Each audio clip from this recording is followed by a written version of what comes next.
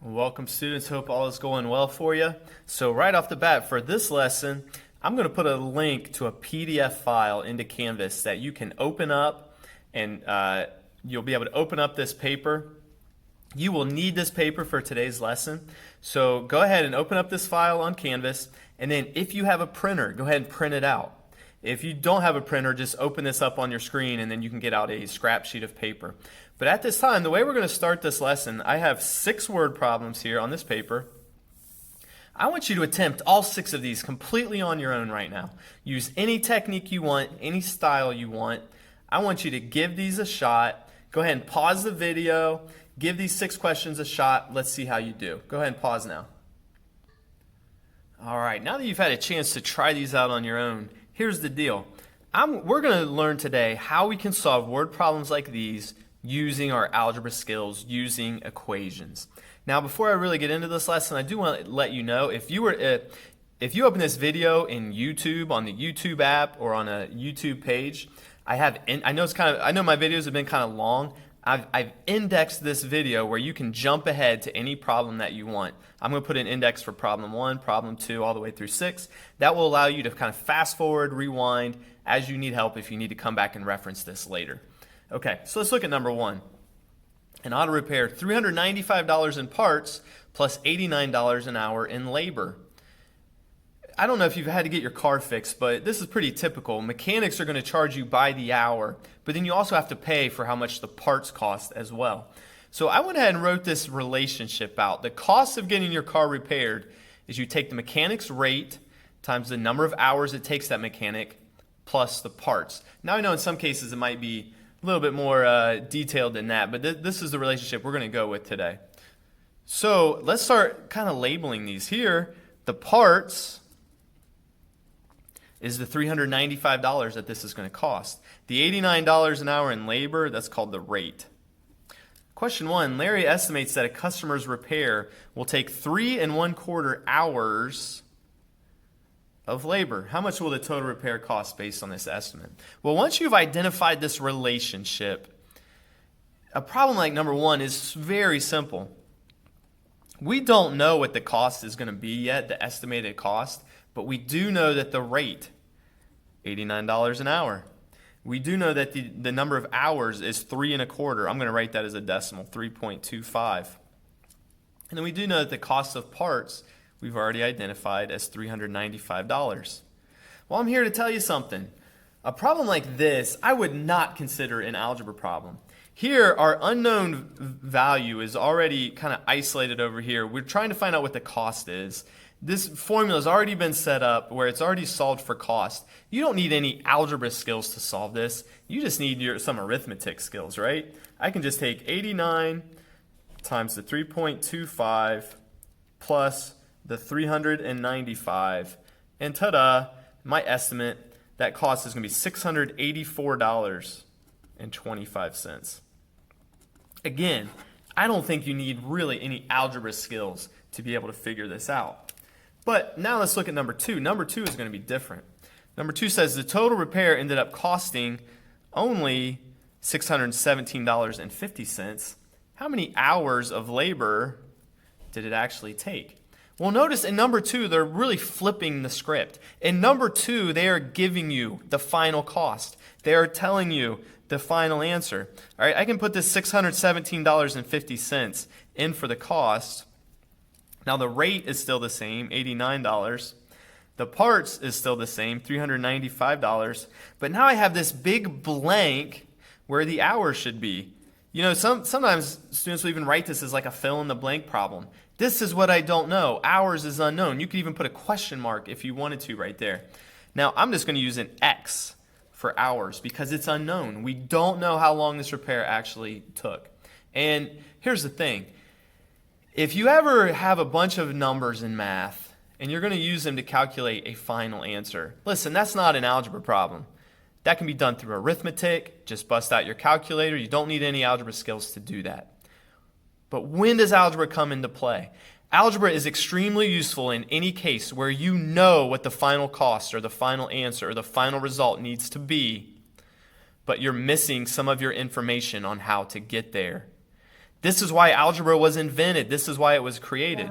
So now I have this equation completely set up, and I just need to solve for x. Okay, if I'm trying to solve for x, I can do it in 2 steps. Subtract 395 from both sides. And I use my calculator. That leaves me with $222.50. And then divide both sides by 89. Comes out to 2.5. Okay? 2.5 hours. The estimate thought it might take 3.25 hours of labor to get the job done. Reality, it only took 2.5 hours. This is why we need algebra. Algebra is useful when you know the final answer, but you're trying to figure out how you got there. All right, let's look at numbers 3 and 4 then. I don't know if any of you have ever tried being a salesperson for a living, but if you ever work sales, a very common way to get paid is by commission. Let's look at Jillian here. Jillian makes a $1,500 base salary every month, plus 3% commission on all of the medical supplies she sells.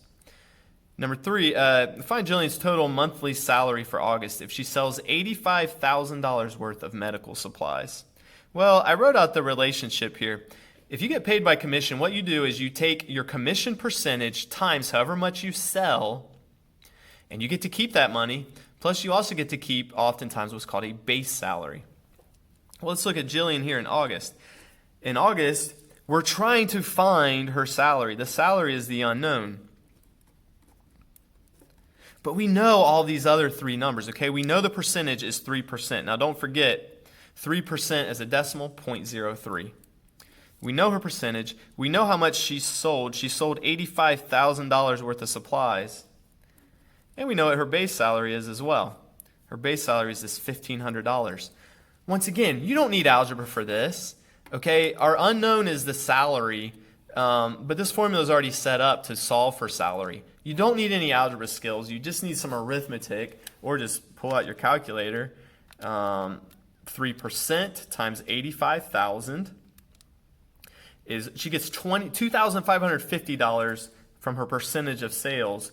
Plus, she also gets to add in another $1,500 for the month that she makes every month.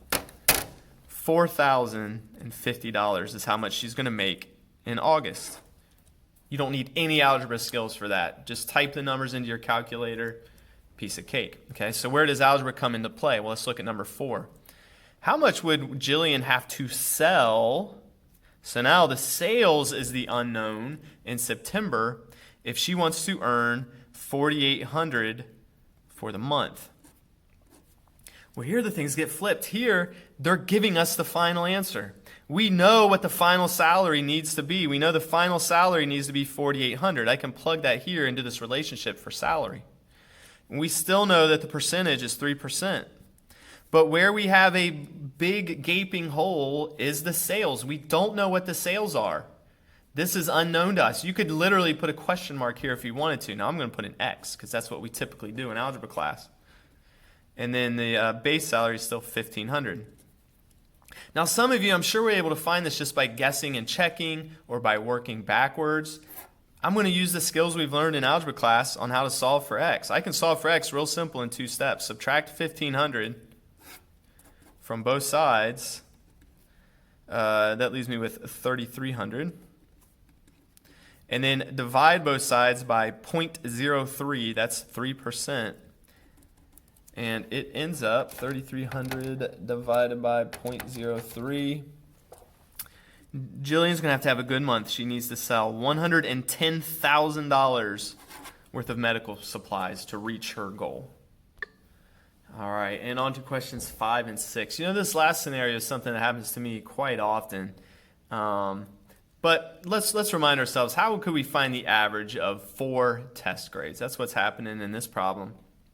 The way you find a final average of 4 test grades is you add up the scores of the 4 tests and you divide by 4. That's how you find an average number. Okay, since there's 4 tests, we're going to divide by 4. So here you have this student, Stuart, scored a 79. Okay, his grade is just going to be, he scored a 79, an 83, a 90, and a 76. To find the average, we're just going to add those up and divide by 4. Now I'm going to put parentheses around this. When you're using your calculator, you do need to make sure you surround these in parentheses. Or you'd want to make sure you hit enter before you divide by 4. The average comes out to 82%. Again, no algebra skills needed there. We're adding together 4 numbers and we're dividing by 4. But let's look at number 6. This is a situation that happens to me all the time. A lot of times students will have a goal. A student, a lot of times, will know what they want their final average to be. Okay, this is what they want. Here's what Sandy wants, a 90%, because that's an A. At Eastland, she wants a 90% for the quarter. We know what the final average needs to be. And we even know what her first 3 test scores were: 80, 92, 90. What we don't know is the 4th test score. The 4th test score is unknown. I'm going to put an X there. But we know the relationship is we'd still have to add all these numbers together and divide by 4. So some of you, I'm sure, are able to guess and check. Just keep guessing and checking a number until you find the answer. But let's see how we could solve this using our algebra skills. So the way you get rid of a fraction like this, if you have a big fraction all divided by 4, the way you can get rid of that 4 is actually just multiply both sides by 4. When you take 4 times 90, you get 360. Over here, when you multiply this fraction by 4, the 4's just cancel out. And I'm left with this. Now I'm going to go ahead and do 80 plus 92 plus 90. That adds up to 262. But look, now I have this really simple equation. 262 plus blank has to equal 360. Well, let's just subtract this. We're basically just working backwards here, right? All right, Sandy, you want to get that final grade? You need to do really well on that test. You need to score a 98% on the 4th test. That will boost your grade all the way up to a 90%. All right, so hey, your best of luck on your assignment here. Your assignment is going to be a Canvas quiz on this. Please contact me if you need any help, and best of luck on it. Take care.